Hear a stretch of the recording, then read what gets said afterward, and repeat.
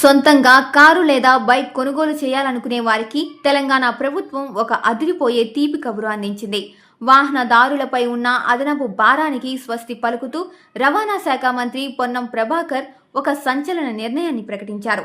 ఇప్పటి వరకు ఉన్న నిబంధనల ప్రకారం ఒకే వ్యక్తి పేరు మీద ఒకటి కంటే ఎక్కువ వాహనాలు ఉంటే కొత్త వాహనాలు కొన్నప్పుడు 2% అదనపు పన్ను చెల్లించాల్సి ఉండేది. అయితే ఇకపై అటువంటి అదనపు పన్నుల బాధ ఉండబోదని ప్రభుత్వం స్పష్టం చేసింది.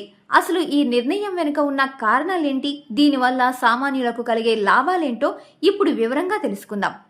హైదరాబాద్లోని బేగంపేటలో ఉన్న వరుణ్ మోటార్స్ భవనంలో జరిగిన ఒక కార్యక్రమంలో మంత్రి పొన్నం ప్రభాకర్ వాహన్ పోర్టల్ను అధికారికంగా ప్రారంభించారు. ఈ సందర్భంగా ఆయన మాట్లాడుతూ తెలంగాణ రవాణా శాఖను కేంద్ర ప్రభుత్వం పరివాహన్ పోర్టల్తో అనుసంధానం చేయడం ఒక విప్లవాత్మక మార్పు అని పేర్కొన్నారు.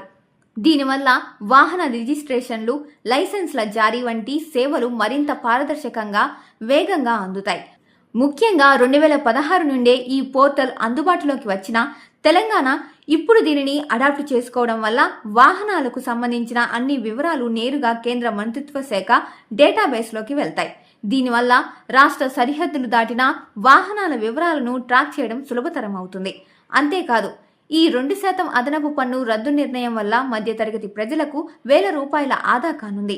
గతంలో ఒకే వ్యక్తి రెండో కారు కొంటే లక్షల రూపాయలు పన్ను చెల్లించాల్సి వచ్చేది. కానీ ఇప్పుడు ఆ నిబంధన తొలగించడంతో ఆటోమొబైల్ రంగం పుంజుకునే అవకాశం ఉంది. అలాగే ఆర్టీసీ విలీనం మరియు కార్మిక సంఘాల గుర్తింపు వంటి అంశాలు కూడా ప్రస్తుతం ప్రభుత్వ పరిశీలనలో ఉన్నాయని మంత్రి వెల్లడించారు. ఈ పోర్టల్ ద్వారా మధ్యవర్తుల ప్రమేయం తగ్గి సామాన్యులకు నేరుగా సేవలు అందుతాయని ఆయన భరోసా ఇచ్చారు.